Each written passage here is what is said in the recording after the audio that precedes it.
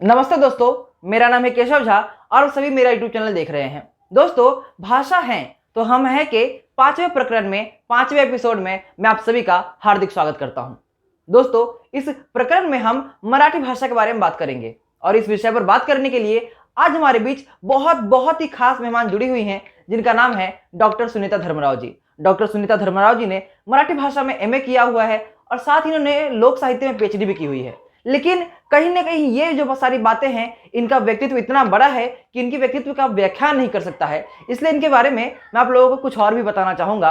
जैसे कि यह सह शिक्षिका रह चुकी हैं महादेव मालीराम स्मारक विद्यालय हिंगोले से, शोधकर्ता रह चुकी हैं ये, सामाजिक विज्ञान और लोक साहित्य अनुसंधान संस्थान की ये निदेशक रह चुकी हैं, लोक विद्या पत्रिका और संस्कृति सौरभ के संपादक रूप में इन्होंने कार्य किया है, राजमुद्रा प्राइवेट लिमिटेड और लोक विद्यालय प्रकाशन के प्रकाशक के रूप में इन्होंने कार्य किया है, folklore and cultural heritage foundation Pune की यह संस्थापक और निदेशक हैं, कविता भारती वेब पोर्टल की संपादक हैं, मराठी साहित्य मंडल पुणे सिटी शाखा के अध्यक्ष हैं, राष्ट्रीय और राज्य स्तर पर विभिन्न शोध लेख, कविताओं, कहानियां, एकांकित नाटक इनकी प्रकाशित हो चुकी हैं, 5 राष्ट्रीय अंतर विद्या शाखीय अनुसंधान सम्मेलनों का सफल संगठन किया है इन्होंने, महाराष्ट्र में और महाराष्ट्र के बाहर अनुसंधान यात्रा भी किया है इन्होंने, विभिन्न जातियों और जनजातियों की संस्कृति पर शोध किया है, काउंसलर के रूप में कार्य किया है इन्होंने, लोकगीत और महिला सशक्तिकरण इनका जो पसंदीदा कार्य क्षेत्र है वह है, अभिनय क्षेत्र में भी इनको रुचि है, आकाशवाणी केंद्र के विभिन्न कार्यक्रमों में प्रत्यक्ष भागीदारी ली है इन्होंने,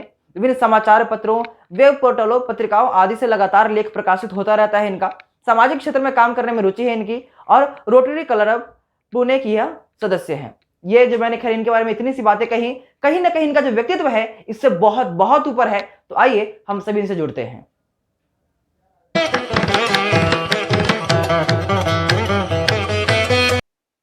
दोस्तों, जैसा कि मैंने कहा था, आज हमारे बीच बहुमुखी प्रतिभा के धनी डॉक्टर सुनीता धर्मराव जी मौजूद हैं।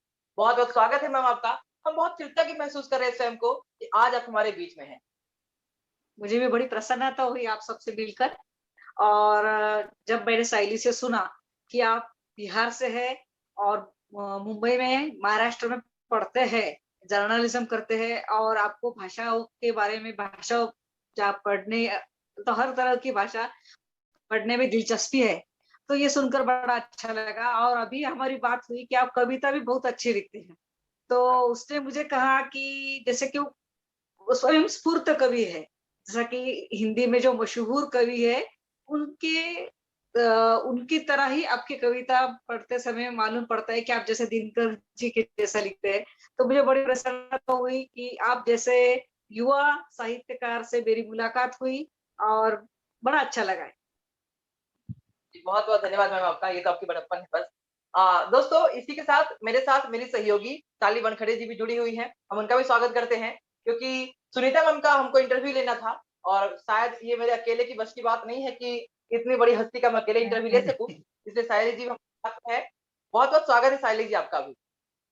नमस्ते केशव, और सबसे पहले आपका धन्यवाद कि आपने मुझे यहाँ पे इनवाइट किया इस इंटरव्यू के लिए, और मैं कुछ कंट्रीब्यूट कर सकूं आपके चैनल की तरफ।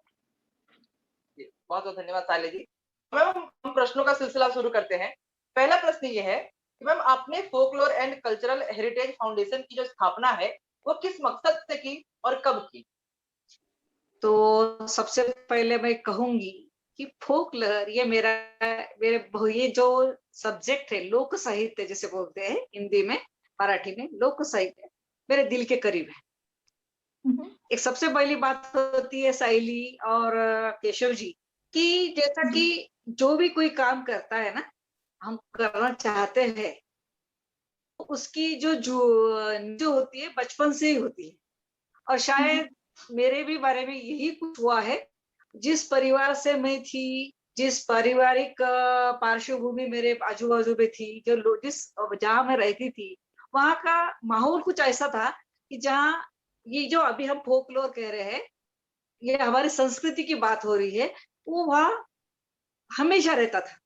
बोलते जैसे कि हम अब देखते हैं कि हर एक महीने में आने वाले त्योहार हो, कोई यात्रा हो, जत्रा हो, कोई मेले हो, हर तरह का माहौल हमारे घर के अंदर था। और तभी से मुझे रुचि लगी। और शायद मैं ये बात मेरे तरफ से जब करती हूँ तो मुझे लगता है कि एक 40-45 साल पहले ना किसी के घर में रेडियो था, ना टेलीविजन था।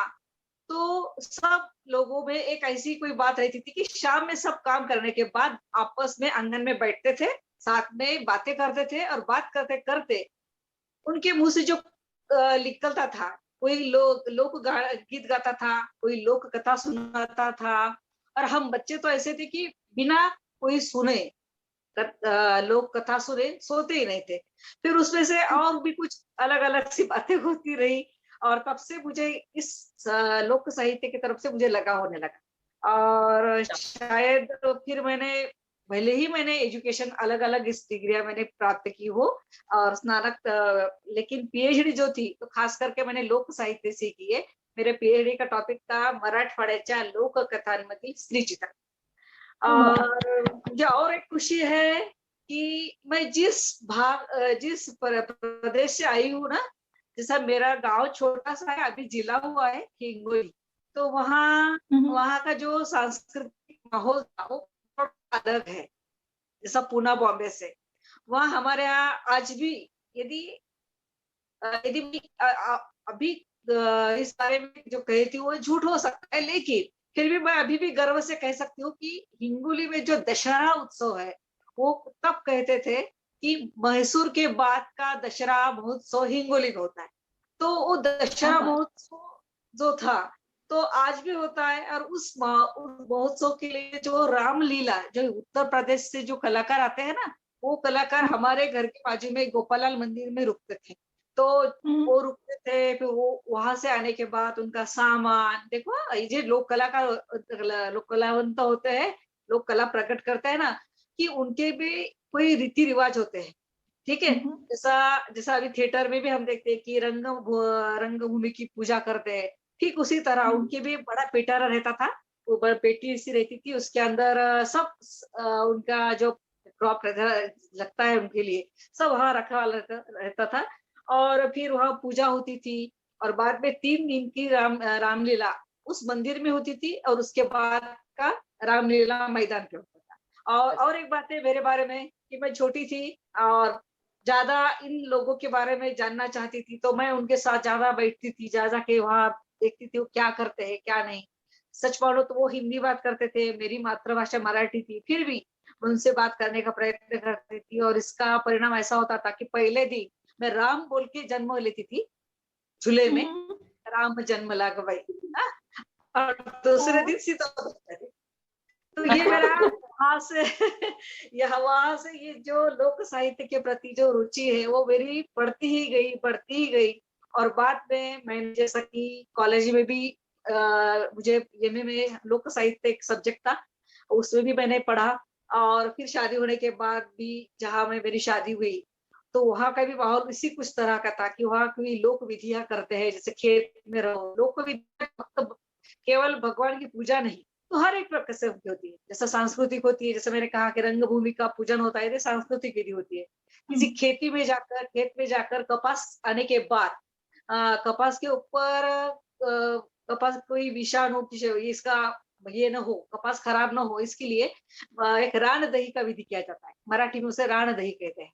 तो उस प्रकार के कोई विधि हो, ये सब मैं देखते आई उसके बाद मैंने खुद की जो हमारे जिस संस्था में मैं काम करती थी वो संस्था भी लोक साहित्य से जुड़ी हुई थी और वहां भी मैंने करीबन 10,000 के ऊपर लोक कथाएं इकट्ठी की है, 10,000 से ऊपर और पूरे महाराष्ट्र की नहीं, अभी तो जो मेरा प्रोजेक्ट शुरू है कि वुमन कैरेक्टराइजेशन इन फोक टेल, तो इसमें मैंने जम्मू कश्मीर से लेकर कन्याकुमारी तक और गुजरात राजस्थान से लेकर या आसाम मेघालय मणिपुर इम्फाल तक इस पूरे समूचे भारत की लोक कथाओं का इकट्ठा किया है।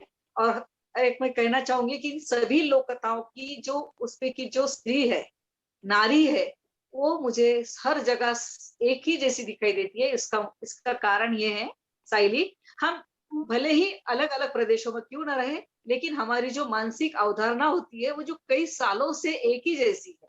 ठीक है, मैं अभी मराठी बात करती हूँ, जो अभी हिंदी बात करते हैं, घर को जाने के बाद बिहारी बात करते हैं, ठीक है, लेकिन उसकी जो बोलते हैं ना, सोचने की जो क्रिया होती है, सोचने का उसका उसका जो विकास होता है, उसकी जो मानसिक अवस्था बदलते रहती है, वो उसकी जो ये जो होता है वो जड़ एक ही होती है। हम्म, तो इसी मकसद से फिर मैंने सोचा कि कुछ मैं अलग पुणे में आने के बाद करूँ, और मुझे बड़ी प्रसन्नता है।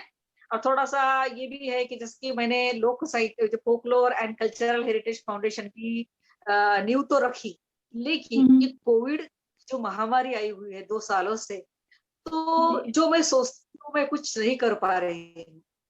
थोड़ा-सा उसमें डिस्टर्बेंस आ रहे हैं, रुकावटें आ रही है। फिर भी इस पे हमने एक थोड़ा-सा एक निकाला, जैसा कि आज हम जैसे ऑनलाइन बात कर रहे हैं, उसी तरह मैंने लोकरंग, लोकधारा इस प्रकार के कुछ प्रोग्राम्स मैंने मेरे फेसबुक पेज पे लिए, और मुझे बड़ी खुशी है कि उसमें निरंजन भाकरे के सुपुत्र भारूड रत्न अ, शेखर निरंजन भाकरे ने यहाँ मुझे यहाँ मेरे फाउंडेशन के पेज पर करीबन 1.5 घंटे का एक पूरा एपिसोड मेरे सामने प्रस्तुत किया। उसी साथ क्या बात। पोवाड़ा जो मराठी में जो है लोक साहित्य का, जो कि शिवाजी महाराज के समय से यानी कि 400 से 500 साल का उसका उसकी परंपरा चली है। तो उनकी जो हम्म, 5वीं पीढ़ी है, प्रसाद विभूते, उन्होंने मेरे लिए पोवाड़ा गाया यहाँ। इसी तरह के छोटे-मोटे कार्यक्रम मैं करते रहती हूँ, और उसी उद्देश्य से मैंने इस फाउंडेशन की स्थापना की। मैं चाहती हूँ कि ये जो हमारी सभ्यता है, ये जो हमारी संस्कृति है, ये देखो, संस्कृति का नियम है, संस्कृति हमेशा परावर्तित होती रहती है। हर समय हम्म, बदल, लेकिन ये जो बदलाव है ना, बदलाव उस संस्कृति को जीवित रखता है, लेकिन बदलाव सही ढंग से हो। यदि बदलाव में कुछ सही ढंग से नहीं हुआ, तो फिर हमारे बच्चे कहते हैं दूध कौन देता है, तो डेयरी से दूध लाया है। शुद्ध क्या है? जी। मैंने मैंने एक बार वासुदेव का एक कहा था, बच्चों से कहा था कि तुम वासुदेव का एक चित्र निकाल कर स्कूल में भेजो मुझे। तो बच्चों ने क्या किया होगा, क्योंकि बच्चों को वासुदेव नाम की कोई एक लोक धर्म की संस्था है, ये पता नहीं था ना। तो उन्होंने क्या किया, कृष्ण को उठाए हुए यमुना पार करते हुए वासुदेव की तस्वीर मुझे भेज दी। तो तो ये क्यों हुआ? क्योंकि बच्चों को मालूम नहीं है। तो मेरा प्रयास यही है कि मैं हर स्कूल में जाऊँ, जहाँ तक जितना भी हो सके मैं जाऊँ, और उनको अपनी लोक संस्कृति के बारे में, अपनी ही तो सिर्फ महाराष्ट्र की नहीं, तो पूरे भारतवर्ष की संस्कृति को मैं लोगों के सामने, बच्चों के सामने रखूँ, उनको उससे परिचय करवा दूँ उनका। और साथ ही मैं चाहती हूँ कि मैंने पहले इससे पहले भी कहा कि कोई कहाँ का भी हो, जैसा कि मैं एक नेशनल हेरिटेज इसका ये हुआ था 2016 में कॉन्फ्रेंस हुई थी। तो उस कॉन्फ्रेंस में फिनलैंड से एक लेडी आई थी, कुछ उनका नाम मिसेस ब्रिजेंडा ऐसा कोई था। तो आपको सुनकर अचरज होगा कि उन्होंने उनके फिनलैंड में बच्चों को मिट्टी से बैल कैसे बनाते हैं और भारत के लोग किस प्रकार का त्योहार मनाते हैं, वो सिखाया। क्या बात तो है। देखो, बहुत बड़ी बात है ना।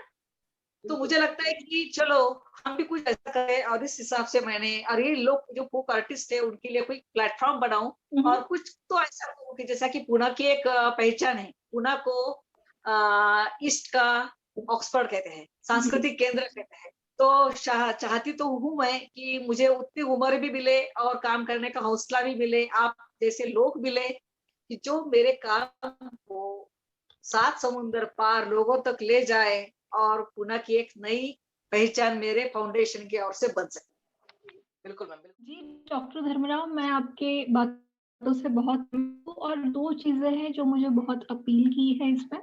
पहली बात तो जो आपने कहा कि किसी भी देश खंड में रहने वाले लोग, भले ही फिर वो अलग-अलग भाषाएँ क्यों ना बोलते हों, पर सबकी सोचने की जो क्षमता है या सोचने का जो जो नज़रिया है, जो तरीका है, वो एक जैसा होता है।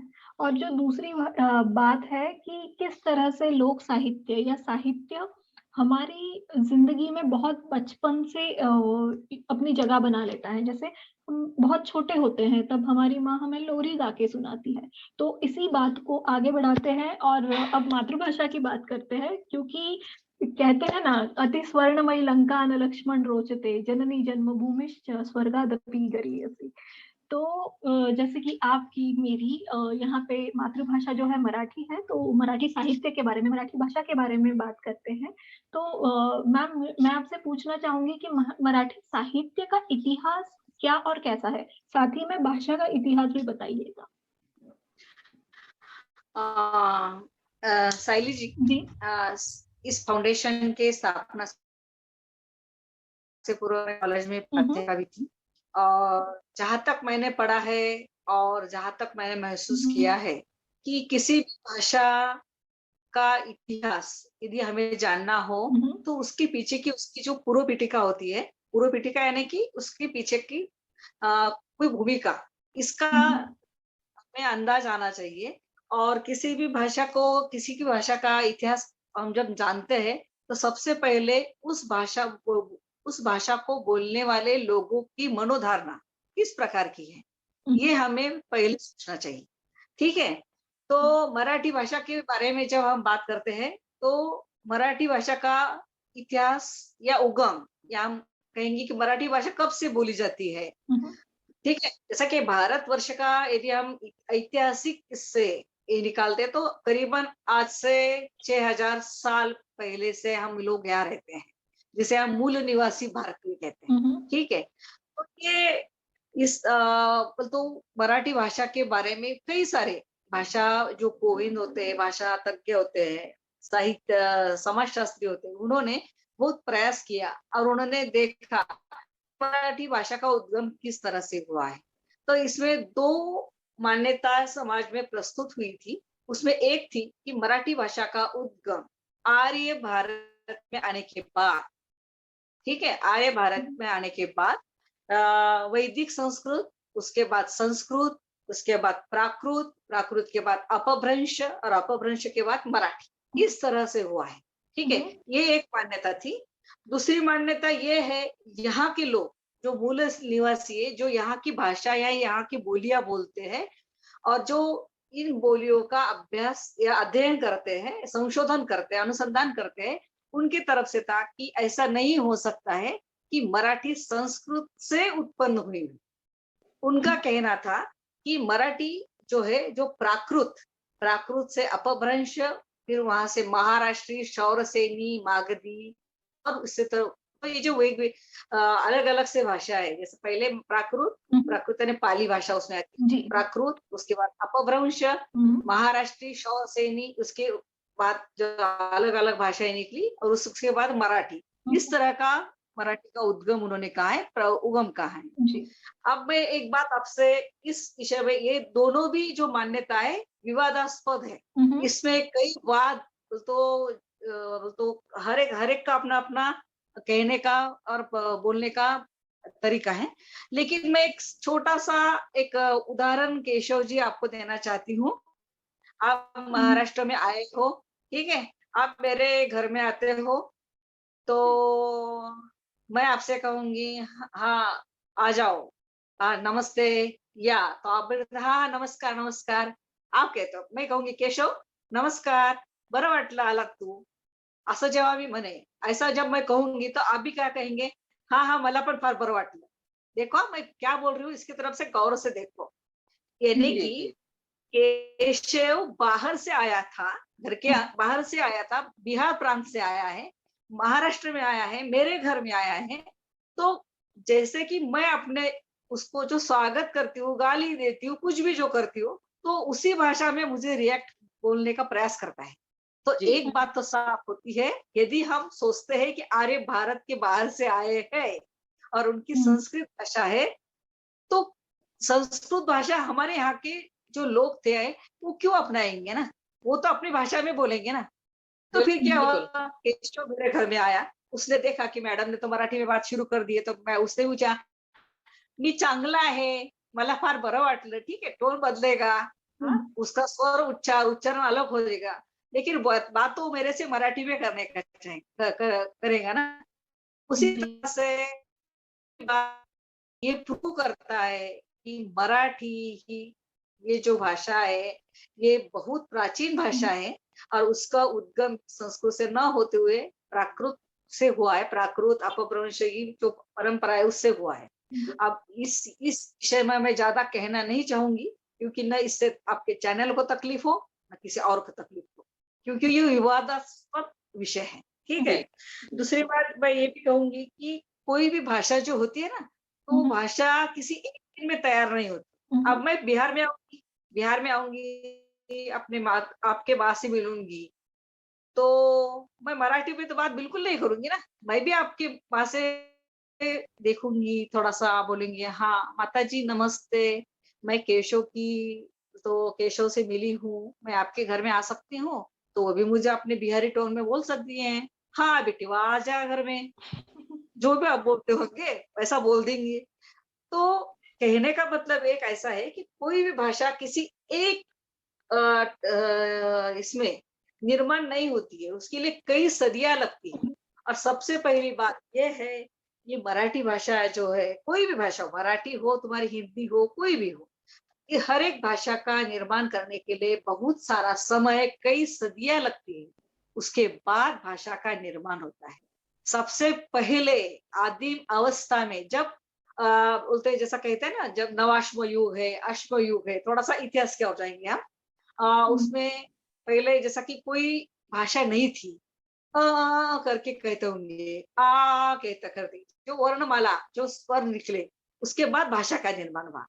ठीक है। जैसा पाली भाषा में आ, खुद की माँ को आर्य कहते हैं, आर्य, आर्य यानी माँ, अरिय, अरिय आ। उसके बाद संस्कृत में शब्द आया हुआ, उसके बाद मराठी में आया आई। उसी प्रकार का शब्द कन्नड़ में अव्वा, अव्वा यानी माँ। तो जी। इस शब्द मराठी में आई, उसी कन्नड़ में अव्वा, और अव्वा का मराठी में यदि अर्थ लिखते थे तो अव्वा का अर्थ यहाँ गाली होता है, काय अव्वा बसली। ठीक है। तो कहने का मतलब कि सब भाषाएं एक दूसरे से जुड़ी हुई होती है। फिर भी एक तो एक संक्षिप्त में सटीक टिप्पणी देनी हो तो मैं कहूंगी, मराठी का उद्गम प्राचीन जमाने से शुरू है, और बहुत कहना चाहूंगी कि जैसा कि जैन धर्म में 24 तीर्थंकर हैं, और उनके जो पहले तीर्थंकर थे ऋषभनाथ, से इन्हें हम आदिनाथ कहते हैं, उन्होंने अपनी बेटी को, उसकी बेटी का नाम था उनके ब्राह्मी, जो लिपि पढ़ाई, जो लिपि सिखाई, जो बात सिखाई, तो उन्हें 6 कुछ कर्म पढ़ाए, सिखाए समाज को, उसमें से एक लेखन। उस समय ब्राह्मी जो थी, वो ब्राह्मी से बाद में देवनागरी भाषा लिपि तैयार हुई। और मुझे जो इससे कहना है केशव से, कि हिंदी और मराठी ये देवनागरी की ही लिपि में लिखी जाती है। तो इतना प्राचीनतम इतिहास है। सिंधु संस्कृति में जो हमें मिलता है, उसके ऊपर जो शिलालेख मिला है, एक प्रतिमा मिली है, उसके ऊपर भी कुछ लिखा हुआ है, वो जो ब्राह्मी में है। तो वहां तक हमें मराठी का इतिहास ले जा सकते हैं। फिर भी उसका इम्प्रूवमेंट कहेंगे हम, क्या उसे एक ढांचे में ढालने के लिए, उसके लिए कोई भी भाषा का व्याकरण होता है। ठीक है। भाषा का व्याकरण होता है, कुछ नियम होते हैं, कुछ अलग से शब्द होते हैं, व्यंजन, भेद, ध्वनि, सब। तो इतना बहुत पढ़ाने की कि मैं यहाँ नहीं पढ़ाऊंगी। फिर भी मैं कहूंगी कि ये सभी जो है, इसके लिए काफी समय लगता है। और जैसे कि कई शिलालेख है, ताम्रपट होते हैं, जैसे कि तांबे की पट्टियों पे लिखे वाले, ताम्र के। और आपको बता दो कि पहले लिखित परंपरा नहीं थी, सब लोगों को लिखना नहीं आता था। तो मौखिक परंपरा से आज भी जो कोई गाने, लोकगीत गाए जाते हैं, तो मौखिक परंपरा से हमारी दादी नानी या परदादी जो होती थी, तो अपने परदादी दादी को पढ़ाती थी, बोलती थी, सुनाती थी। दादी माँ को सुनाती है, आज बेटी को हमें पढ़ाते हैं। इस तरह की परंपरा चली आती है। फिर भी जैसा कि ये जो मराठी भाषा का ठीक का उगम हुआ है, तो इसके लिए हमें कई शिलालेख का, ताम्रपटों का, लोक साहित्य के ग्रंथों का, या फिर बाद में लिखी हुई लिखित परंपरा से एक भी प्रमाण ग्रंथों का समावेश या उल्लेख करना चाहिए। इससे हम मराठी करते। मराठी कब उत्पन्न हुई? अब मराठी के बारे में और एक मैं कहूंगी कि 1188 में, 1188 में तो करीबन आज से 1000 साल पहले 900 10,000 से 1100 साल पहले मराठी के बोलते एक मशहूर कवि मुकुंदराज उन्होंने विवेक सिंधु नाम का एक ग्रंथ लिखा जो मराठवाड़ा में अंबाजोगाई से थी। ठीक है, ये मराठी का पहला कविता संग्रह, कविता पद्य खंड है, पद्य ग्रंथ है। उसके बाद 1278 में जो महानुभव पंथ के चक्रधर स्वामी थे, उन्होंने लीला चरित्र लिखा 1278 ईस्वी सन 1278। और उसके बाद 1290 में संत ज्ञानेश्वर ने ज्ञानेश्वरी लिखी और तभी से ये परंपरा शुरू है। तो इसके पहले भी लिखा हुआ होगा, जैसा कि उद्योधन सूरी का जो ग्रंथ है जो आता है कूले माला, जो लातूर के पास सभी भूकंप हुआ था 1992-93 में, वहां के थे वो, और उन्होंने उद्योधन सूरी ने एक कूले माला नाम का ग्रंथ लिखा था, या हाल की सप्तशती हो, उसमें भी मराठी भाषा का जिक्र है। कई सारे शिलालेखों में, प्राचीन ताम्रलेखों में श्री श्रवण बेळगोळ के जो मूर्ति है बाहुबली की, वहां भी शिलालेख है कि वहां लिखे वाला है मराठी में कि राजा करविले, करविले हा शब्द मराठीमध्ये, ठीक है। तो इस प्रकार का इतिहास मराठी का है बस। और अभी तो हम देखते हैं कि संत ज्ञानेश्वर के बाद फिर संत परंपरा है और पंडित परंपरा है। पंडित तो मौरेश्वर पंडित का काव्य है। उसके बाद आते हैं ज्योतिबा फुले का है, केशव सूत है। हर एक मराठी भाषा का प्रवाह इस तरह शुरू है। और जो कोई अध्ययन करता होते हैं और मराठी भाषा के बारे में ज्यादा जानना चाहते हैं, उन्होंने इस भाषा के कुछ इसको तो समय को विभाजित किया है कि जैसा कि यादवकालीन मराठी, उस समय यादवों का साम्राज्य था। फिर बहामनीन कालीन मराठी, उसके बाद आता है शिवकालीन मराठी, जैसे हमारे छत्रपति शिवाजी महाराज के समय की मराठी। उसके बाद है पेशवेकालीन मराठी, और उसके बाद आंग्लकालीन, आंग्ल यानी अंग्रेज लोग 1857 में जब ब्रिटेन पूरा महाराष्ट्र में या पूरे भारत, समूचे भारत में ज्यादा से ज्यादा अंग्रेज लोग आ गए, तो उसके बाद जो अंग्रेजी लोगों की भाषा का प्रवाह हमारे मराठी में पड़ा, उस तरह की मराठी। और आज हम जो बातें करते हैं उस तरह की आधुनिक मराठी, इस तरह का इतिहास शुरू है। बिल्कुल मैम, बहुत ही विस्तार पूर्वक आपने इसका उत्तर दिया मैम। बहुत ही कहीं ना कहीं में बहुत ज्ञान मिला इस बातों से। पहली बार कुछ बातें सुनी मैंने। और कहीं ना कहीं मैम ये बात होती है कि कहीं ना कहीं अलग अलग भाषाओं में अलग अलग बात हो जाती है। जब मैं 5वीं में आया था, बिहार से मुंबई जब आया था स्कूल में, पहली बार जब मैं गया था और जब हमारी मराठी की टीचर आई थी, तो सब लोग खड़े हो गए थे उनको विश करने के लिए, गुड मॉर्निंग मैम। और उन्होंने बोला खाली बस। अब पहली बार मराठी से सामना हो रहा था मेरा।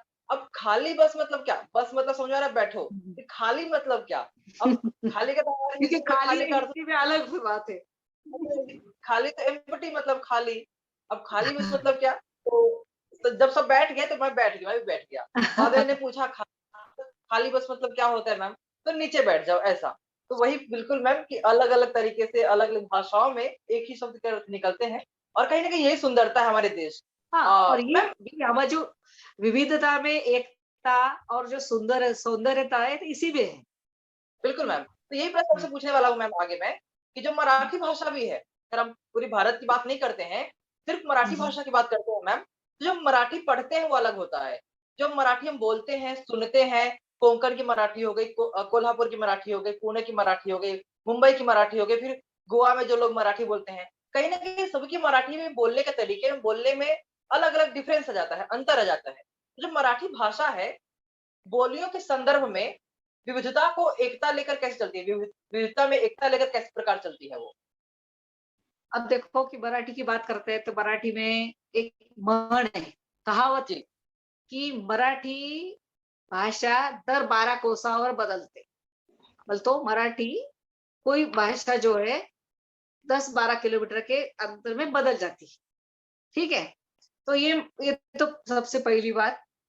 दूसरी बात ये है कि मराठी की ये प्रांतिक बोलियां है। जैसे वराड से है, वराडी है। खानदेश उत्तर प्रदेश, तो धुळे, नंदुरबार ये जो जिला है, वहाँ खानदेशी अहिराणी बोली जाती है। नागपुर, विदर्भ यानी विदर्भ, अमरावती, वर्धा, अमरावती, ये जो भाग है वाशिम, यहाँ वराडी बोली जाती है। और मराठवाड़ा के जो 8 जिले हैं, औरंगाबाद, लातूर, नांदेड़, हिंगोली, जालना, जो कोच है, वहाँ मराठवाड़ी बोली जाती है। गोवा की आप बात कर रहे थे, तो गोवा में कोंकणी बोली जाती है, कोकण का भाग है ना, वो कोंकणी बोली जाती है। साथ ही हड़वी है, बहुत सारी प्रादेशिक बोलियां हैं मराठी की। तो क्या होता है कि जैसा कि अपनी अपनी जगह हर, जैसा कि मैं यदि कोकण में रहती हूँ, तो मेरे मेरे बोलने का जो टोन होगा, बोलने का जो स्वर निकलेंगे, मराठी क्यों ना हो, लेकिन वो कोंकणी इससे आते हैं।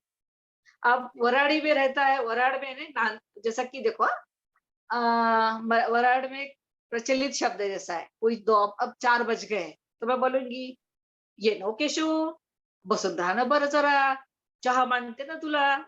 आता आप पूछेंगे, चहा मांडते ना तुला, ये क्या है? चहा मांडते ना तुला म्हणजे काय? किंवा काय बे पोट्ट्या, चहा पण पिऊन नाही राहिला का? मी तर चहा टाकून राहिले ना तुला, बैस की पोट्ट्या, चहा मांडते तुला गैसवर। चहा मांडते, केशव घबरा के जाएगा कि उसको गैस पे मारने वाले। तो कहने का मतलब है कि वराड़ी भाषा में जो ये बोली जाती है ना, चहा मांडते हैं ना, मैं आपके लिए चाय बनाती हूँ, ठीक है? आप जैसे लातूर में जाएंगे, तो आपको सायली को बोलेंगे, काय करतो माय, काऊन कपडे घातले असे, ठीक है? थोड़ा सा परभणी की तरफ आएंगे, तो काय है सायली, कपडे असे का घातले? नगर साइड को जाएंगे, तो कहेंगे, काय भाऊ, केशव भाऊ, या केरा तुमचं काय? ये नगर की तरफ की मराठी होगी। देखो हाँ, नगर, औरंगाबाद, कब से कब 100 या 150 किलोमीटर का अंतर होगा, लेकिन भाषा में बदल गया। साथ ही साथ क्या होता है कि जैसा विदर्भ, वराड़ी जो है ना, वराड़ी पे हिंदी भाषा का भी बहुत ही है प्रभाव है। जैसे हिंदी में 2 क्रियापदों का उल्लेख होता है, क्रियापदों का होता है, जैसा कि मैं लिख रही हूँ। अब लिखना भी एक क्रियापद है, रही हूँ ये दूसरा क्रियापद है, ठीक है? ये इसी का मराठी में भी वराड में, वराडी प्रदेश में कैसे आ गया विदर्भ में, तू काय करून राहिली व, आता करून राहिली व, करून राहिली व, 2 क्रियापद आ गए, ठीक है? मी चहा पिऊन राहिली व, मी जेवून राहिली ना, ये इस तरह से। तो बोलने तो यहाँ एक बात है कि जैसा कि हर एक भाषा की अपनी अपनी बोलियां होती हैं, और सबसे पहली बात है कि बोलियों का अपना अपना अलग अलगपन होता है, अलग उनकी अपनी अपनी क्या बोलते हैं इसे, कि उच्चारण करने के अलग अलग तरीका होता है। फिर भी जब हम कहते हैं कि हम महाराष्ट्र से है, हम कहते हैं महाराष्ट्र से बिलोंग करते हैं, मराठी हमारी भाषा है, तो जब ये सब बोलियां बोलने वाले एक जगह आते हैं ना, तो उस समय हर एक को अपने अपने बोलियों से जो ठीक से समझ में आता है ना, तो उसका हम एक प्रकार की प्रमाण भाषा, एक प्रकार की संपर्क की भाषा बना देते हैं। तो इस प्रकार बोलियों का है। जब मराठी में बहुत सारी बोलियां है, साथ ही मराठी में महाराष्ट्र में या किसी भी प्रदेश में जो कोई आदिवासी जनजातियां होती है, गोंड है, कोलाम है, बंजारा है, उसके बाद यहाँ जैसा वारली है, वारली, कातकरी, ये जो ठाकर, इन सभी की अपनी अपनी भाषा है। कई भाषाओं को तो ऐसा है कि उनकी लिपि तक नहीं, बोलते लिखना नहीं है, लिखते किस भाषा में, मराठी में।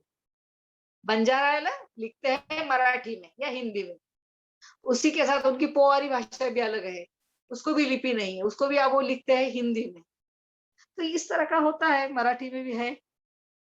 जी जी बिल्कुल। जी मैम, अभी हम आगे बढ़ते हैं, सवालों का सिलसिला लेके जाते हैं लोक साहित्य की ओर। लोक साहित्य जैसे जात्यावरच्या ओव्या, संत साहित्य, भारुड, गवळण, पोवाडा, लावणी आणि इतर काही प्रकार, यानी और सारे जो प्रकार है, तो ये किस तरह से मराठी साहित्य को एक विश्व स्तर पर ले जाते हैं, मराठी साहित्य को रिप्रेजेंट करते हैं एक वैश्विक स्तर पर, इसके बारे में कुछ बताइए। बिल्कुल।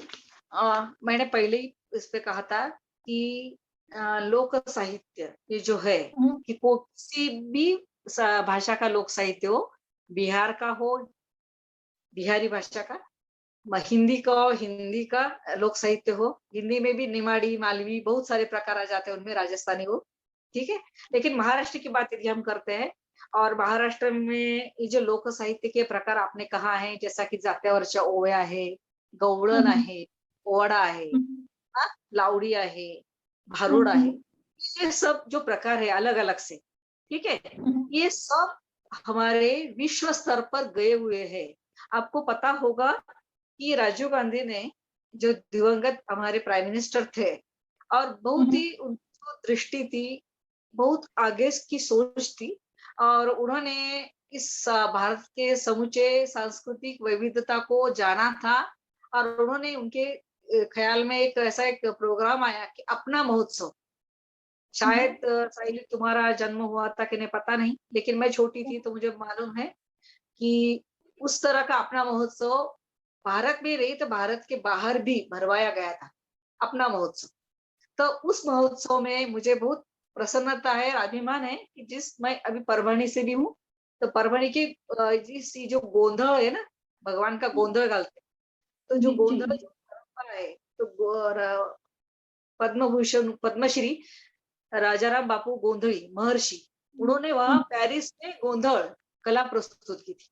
क्या बात क्या बात क्या बात है। हाँ, उसके बाद मैं शेखर निरंजन भाकरे की बात कर रही थी, तो उनके जो पिताजी थे निरंजन भाकरे, जिन्होंने गिनीज बुक में अपना रिकॉर्ड बनाया, जी उन्होंने 100 मीटर का जो चोला पहनते हैं, वो हम्म, बोलते समय प्रस्तुत करते समय, तो 100 मीटर का ये बहुत छोटी बात नहीं है। 9 सिर्फ 6 मीटर की साड़ी पहनते हैं तो हम बावला जाते हैं, क्या करे क्या करे, तारीख क्या करे कुछ नहीं, और वो उतना पूरा पहन के उन्होंने भी अमेरिका में, कनाडा में बहुत सारे जगहों पे अपनी कला का प्रदर्शन किया है, भारुड से। और भारुड़ ये मराठी में उन्होंने प्रदर्शित किया है। जी और भारुड़ की परंपरा आप देखेंगे तो संत एकनाथ से आती है, संत जी एकनाथ का बरगुंडा, बरगुंडा हो देगा माय मला बरगुंडा हो देगा माय, वहां से लेकर तो अभी ये जो कोरोना का समय है, तो कोरोना तक लोगों ने भारुड़ का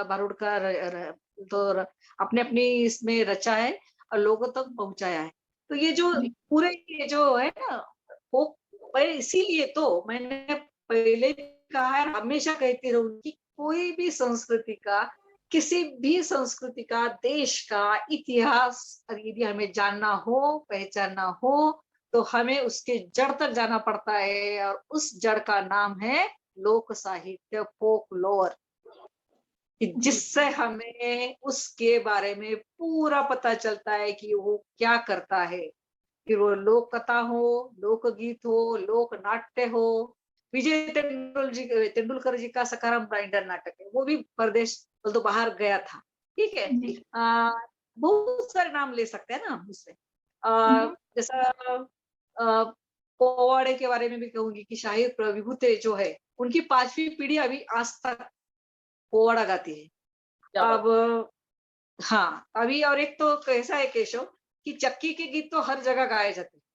बिल्कुल बोल तो बिल्कुल, हमारे यहाँ भी हमारे, करते हैं। हाँ, जिस समय हमारे पास कोई चक्की नहीं थी और तो फ्लोर मिल्स नहीं थे, तो घर में हमारी माँ दादी बैठकर सुबह उठकर गाना गाती थी, चक्की पर गीत गाती थी। देखो वो उसके लिए सिर्फ गीत नहीं थे, एक बार फिर से मैं कहती हूँ, भले ही वो हमारी तरह स्कूल में पढ़े नहीं थे, उन्होंने कोई शिक्षा नहीं ली थी, लेकिन उन्होंने जो जीवन से कुछ ज्ञान प्राप्त किया था ना, वो अपने उस ज्ञान को उस ओवी गीत से, चक्की के गीत से लोगों तक पहुंचाती थी। तो जैसे कि मैं यहाँ 2-3 अपने वो जात्यावरच्या ओव्या आपको कहकर सुनाना चाहूंगी। बिल्कुल। जी कहते हैं ना, उत्तम तो जैसा जात नहीं है, एक मराठी में और एक म्हण है कि जात्यावर बसल्याशिवाय गाणं म्हणू नये, मतलब ऐसी बहुत सारी एक मान्यता रहती है कि ये विधि, ये पूजा सिर्फ तभी करना, बिल्कुल करना नहीं। फिर भी मैं गा के बताऊंगी। आई इतकी माया नाही कोणत्या गोताला, तो ऐसा पिसते है ना, ऐसा जी जी पिसते समय, जी आई इतकी माया नाही कोणत्या गोताला, जिरून गेलं तू राळ्याच्या गवाताला. बोलतो माँ इतनी ममता किसी और रिश्तेदारों में नहीं होती. और उसके लिए उन्होंने क्या उदाहरण दिया है कि राड़ा नाम का एक चावल का प्रकार आता है. चावल जो अपने खाते हैं ना, उसमें राड़ा नाम का होता है. तो अच्छा जैसा बोलते हैं ना, काली मूछ किस्म के बासमती चावल होते हैं जो अच्छे भी दिखते हैं फूल के. ये वो जो राड़ा भात होता है ना, सादा सिंपल सा दिखता है, ऐसा छोटा सा, जैसा वरई के चावल कहते हैं जैसा, उस तरह का, लेकिन बहुत अच्छा होता है. और उसके अंदर कितना भी घी डालो वो ऊपर दिखता नहीं.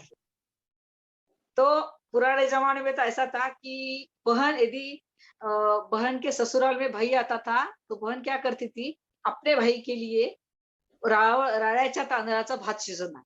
कारण का की आपल्या भावाला जास्त तूप बनवायला कळणार नाही. ऐसा इस प्रकार का. चुपके छुपा के अपने ममता का इजहार किया जाता था. बिल्कुल. छुपके छुपा के अपने ममता का इजहार किया जाता था. और है की हर एक प्रकार की तो उस जात्यावरच्या ओव्या असतील, कोई लोकगीत होते, जैसे चक्की हल्दी के गीत होते हैं. एक विधी होता है ना हल्दी. हळदाईचे गाणं म्हणून असतं ते, मराठी में बोलते हैं. आपके पास भी होंगे, हल्दी के गीत मशहूर है शादियों में जो गाए जाते हैं, है ना. हल्दी के गीत होते हैं, विदाई के गीत होते हैं. उसी तरह हर एक संस्कार का एक गीत होता है. जैसा मराठी में और एक मशहूर गीत है, पारंपरिक गीत है ढवळ. आता ढवळ याने डोहाळ जेवण 7व्या महिन्यामध्ये. जब भी कोई पहले बार लड़की उसको 7वां महीना लगता है, गर्भवती होती है, मायके में आती है, तो उस समय एक गाना बोला जाता है पारंपरिक. अलग अलग से आप तो आजकल तो पिक्चर के धुन पे या किसी पे भी गाने बोलते हैं, लेकिन एक पारंपरिक ढवळ गीत है जिसकी सिर्फ 2 कड़ियां मैं आपको सुनाऊंगी. वक्त ज्यादा नहीं लूंगी, आपकी यदि अनुमति हो तो. बिल्कुल बिल्कुल मैम. पहिल्या मासी सासरा पुसे, सांग सुन बाई ढवळे कसे. आमचे ढवळे पूर्वी सासरा हाट जाऊनी, चंदनी पाट टाका बसाया. आमचे ढवळे पूर्वी सासरा चंदनी पाट टाका बसाया. दुसऱ्या मासी सासूजी पुसे, सांग सुन बाई ढवळे कसे. आमचे ढवळे पूर्वी सासू हाट जाऊनी, आना हो उस. इस प्रकार के गाने गाए जाते हैं और ये परंपरा से चले आए. बिल्कुल बिल्कुल मैम, बहुत धन्यवाद मैम. बहुत बहुत धन्यवाद कि आपने इस सवाल का एक बहुत ही विस्तृत रूप से और बहुत ही खुल के जवाब दिया. केशव, आपको बताना चाहूंगी कि जैसे हिंदी साहित्य में नुक्कड़ नाटक होते हैं, वैसे ही भारूड होते हैं जो जन जागृति का काम करते हैं. तो चलिए अब अगले सवाल की तरफ बढ़ते हैं. और सवाल कुछ ऐसा है कि आजकल हम लोग जो है या जो साहित्यकार है, जो लेखक है, जो कवि है इस दौर के, तो वो मराठी साहित्य में किस ओर जा रहे हैं. क्योंकि ये सवाल पूछने का मेरा उद्देश्य ये है कि भले ही हम देखते हैं कि 2 लोग जो मराठी स्पीकिंग बैकग्राउंड से आते हैं या जिनकी मातृभाषा मराठी है, वो आपस में बात करते हुए हिंदी या इंग्लिश में बात करते हैं. तो ये क्या है? ये पाश्चात्य देश का अंधानुकरण है या अपने भाषा की तरफ हम लोग जो थोड़ा सा निग्लेक्ट फील कर रहे हैं वो है. तो ऐसे में मराठी साहित्य जो है वो इस पीढ़ी में किस तरह से पनपेगा, इस बात का प्लीज जवाब दीजिएगा मैम. हाँ बिल्कुल, लेकिन मैं थोड़ा सा आपकी बातों को सही करना चाहती हूँ. आपने अभी जो कहा पहले 2 सेंटेंस कहे थे, जैसे कि जैसे मराठी हिंदी में नुक्कड़ होता है, ऐसे मराठी में पथनाट्य होता है. और पथनाट्य के लिए भारूड नाट्य. तो भारूड ये पथनाट्य का नहीं है. भारूड एक खुद की एक लोक धर्मीय संस्था है. ठीक है. ओके, तो ओके। जो एक प्रोग्राम सुन रहे होंगे तो उनके बीच में थोड़ा सा मिसअंडरस्टैंडिंग हो सकता है। तो भारुड़ का उपयोग हम पथनाट्य में करते हैं एज ए प्रमोशन के लिए, एज ए लोगों को प्रबोधन करने के लिए, ठीक है? ये बात क्लियर करती हूँ मैं। दूसरी बात आपने कहा कि आजकल के जनरेशन में हम देखते हैं कि आपस में भी मिलते थे तो हिंदी में बात करते हैं या अंग्रेजी में बात करते हैं। तो इसका कारण है हमारी मानसिकता। अभी जो जागतिकीकरण हुआ है, वैश्विकीकरण हुआ है, हमारे हाथ में जो इंटरनेट का एक जो मायावी डिब्बा हमारे हाथ में है, उस डिब्बे के सहारे से हम तो इससे हम लोगों के बहुत करीब गए हैं और खुद को आधुनिक बताने के एक होड़ में हम अपनी मातृभाषा को भूलते जाते हैं और पड़ोस में रहने वाले दीदी से भी कहते हैं, भाई से भी कहते हैं, हिंदी में बात करते हैं। हमें लगता है कि नहीं, हम हिंदी में करेंगे तो उसको अच्छा लगेगा।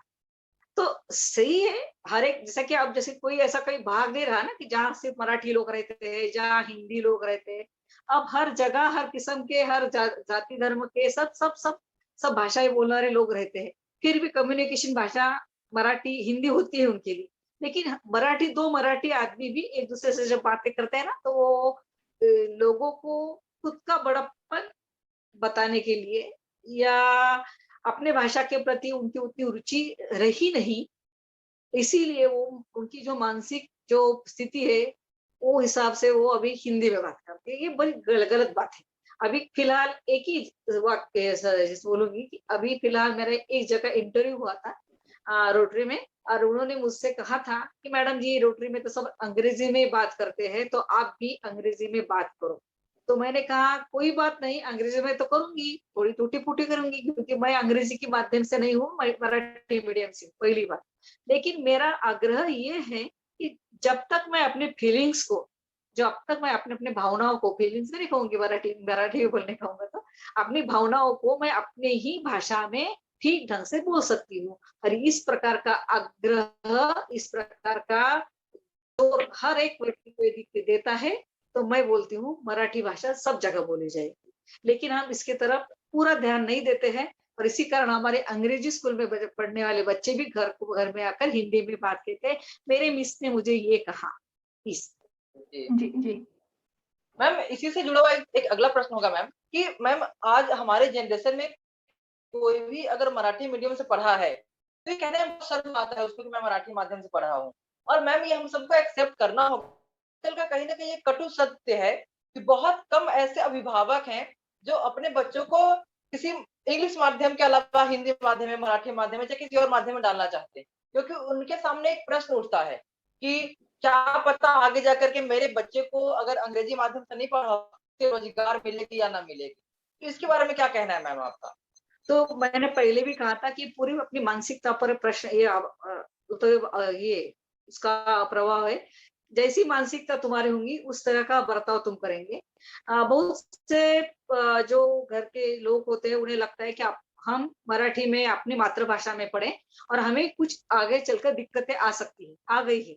लेकिन हमारे बच्चों को इस तरह की दिक्कतें नहीं आए। लेकिन मैं आपको बताना चाहूंगी कि उस तरह की कुछ भी नहीं होता है, कि जैसा कि किसी भी विषय का ज्ञान यदि लेना हो तो वो अपने ही मातृभाषा में ठीक ढंग से ले सकता है। ये बात उसके घर के लोगों को समझना चाहिए। और रही शर्म की बात, लोगों को भी शर्म लगता है कि मेरा बच्चा मराठी मीडियम में है बोलने में। तो ये पूरी जो ये बातें जो है ना, ये क्यों हुआ ऐसा? क्योंकि हर तरह के चैनल दिखते हैं, हर तरह के लोग दिखते हैं, फैशन दिखता है।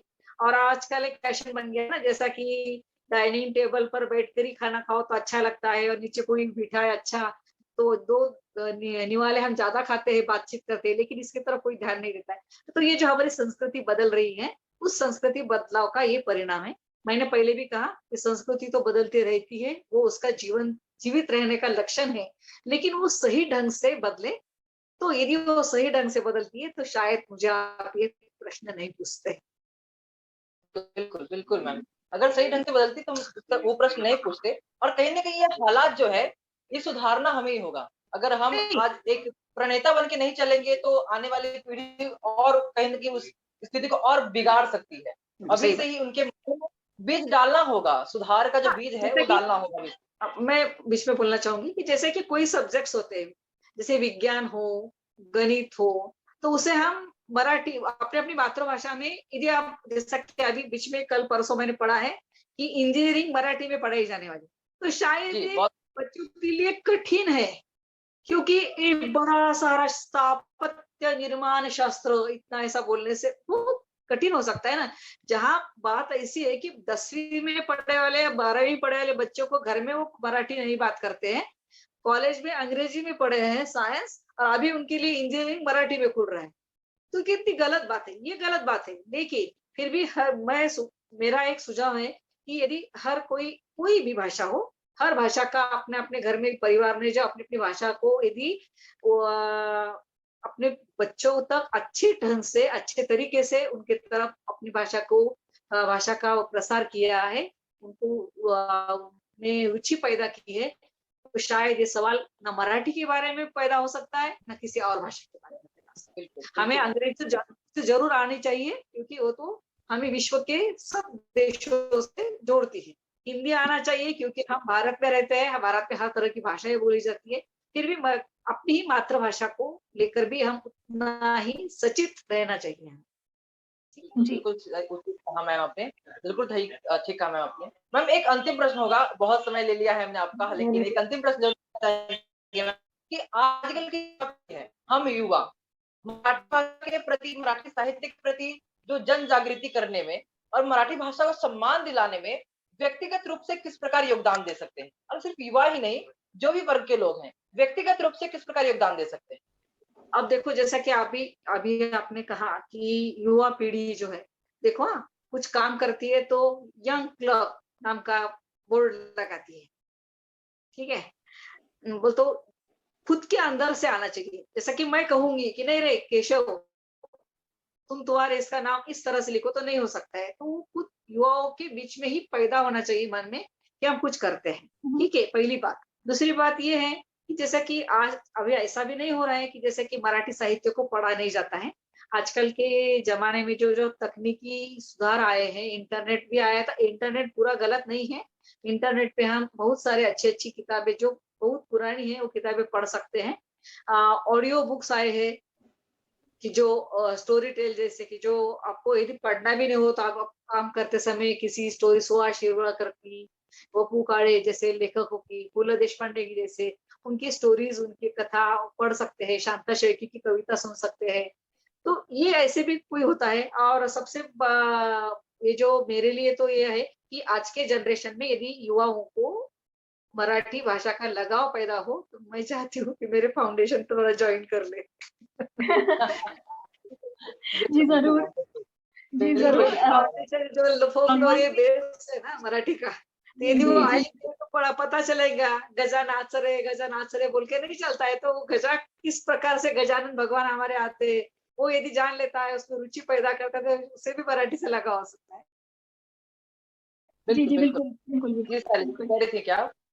हाँ जी, मैं हाँ, ये कह रही थी कि ये बहुत ही कंस्ट्रक्टिव होगा। जैसे कि मैम ने अभी थोड़ी देर पहले हाइलाइट किया कि मैं भी एक ऐसी लड़की हूँ जो इंग्लिश मीडियम से पढ़ी है, मगर घर में एक नियम हुआ करता था कि घर में बात करनी हो तो मराठी में ही करनी है। तो आप बाहर हाँ, कुछ भी कर लो, आप अपनी मातृभाषा का सम्मान अपने घर में करेंगे। और इस वजह से और सुनाई जाती थी कि आपको रात में जब कहानियाँ सुनाई जाती हैं, वो मराठी में सुनाई जाएँगी। वो मराठी साहित्य पढ़ के दिखाया जाएगा, यानी उसके संस्कार किए जाते हैं। अब जबकि गवर्नमेंट ने ये रूल निकाला है कि पहले कुछ साल जो शिक्षा होगी वो अ, अपनी अपनी मातृभाषा। मातृभाषा अपनी मातृभाषा में होगी। तो देखिए, ये दिक्कत होगी हम जैसे लोगों के लिए जिन्होंने अपना मीडियम एजुकेशन बाद में लिया है। तो जो कश्मकश मेरे पेरेंट्स की रही होगी मुझे पढ़ाते वक़्त, कि बहुत से पेरेंट्स ऐसे हैं जिनके बच्चे इंग्लिश मीडियम में पढ़ते हैं मगर उन्हें खुद को इंग्लिश नहीं आती। तो वैसे ही कश्मकश हमारी भी हो सकती है। तो इसकी वजह से भी थोड़ी-सी दिक्कत आ सकती है, मगर अगर कंस्ट्रक्टिवली बैठ के इस पे विचार किया जाए तो आई गेस जैसे साहित्य अगर पहुँचना है, भले ही आप पढ़ नहीं सकते, भले ही आप लिख नहीं सकते, पर आप सुन तो सकते हैं, आप समझ सकते हैं। तो साहित्य बहता रहेगा, वो नदी की तरह है हाँ, ना? बिल्कुल। ऐसे कंस्ट्रक्टिव टूल्स और चेंजेस अगर हम लाते रहे तो बहुत अच्छी बात होगी, और मैम जैसे लोगों का इसमें बहुत बड़ा योगदान रहता है।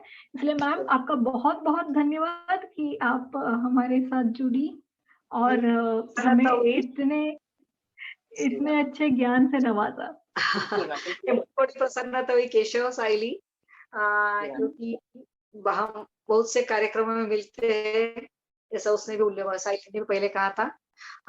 होते हैं कार्यक्रम, होते हैं, जैसे जाते हैं हम किसी इसमें, लेकिन इस तरह की बातें, इस तरह की चर्चा हुई है, शायद मुझे लगता है मैंने कुछ ठीक ही कहा होगा।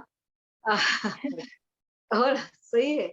और चलो इस बात यहाँ हम रुकते हैं। फिर से मैं आप सभी का धन्यवाद देती हूँ, आप सभी को धन्यवाद देती हूँ, और आशा करती हूँ कि अगली मुलाकात जो हमारी है ऑनलाइन न होते हुए ऑफलाइन हमारे घर में हो। क्या बात है, क्या बात है। मैम, बिल्कुल मैम। बहुत बहुत धन्यवाद मैम आपका हमारे साथ जुड़ने के लिए, और बहुत बहुत धन्यवाद साइली जी आपका भी मेरी सहयोगी का किरदार निभाने के लिए। बहुत बहुत धन्यवाद आप दोनों का मैम। धन्यवाद केशव। तो दोस्तों, उम्मीद करता हूं कि हमने जो बातें की वो बातें आपको अच्छी लगी होगी। हमारी बातों से आपको बहुत कुछ नया सीखने को मिला होगा। बस इसी उम्मीद में हम भी हैं, और आप भी यही रहिए कि आने वाला जो एपिसोड है उसमें हम समर्थ रहें कि आपको कुछ नई नई बातें बताए। तब तक के लिए अगर आपने मेरा यूट्यूब चैनल को सब्सक्राइब नहीं किया है तो प्लीज़ कर दीजिए, शेयर कीजिए, ताकि ये बातें, मराठी भाषा के विषय में बातें अलग अलग लोगों तक और विभिन्न लोगों तक पहुंचा जाए। बहुत बहुत धन्यवाद हमारा एपिसोड देखने के लिए। अब मिलेंगे भाषा है तो हम है कि अगले एपिसोड में एक अलग व्यक्तित्व के साथ। तब तक के लिए धन्यवाद।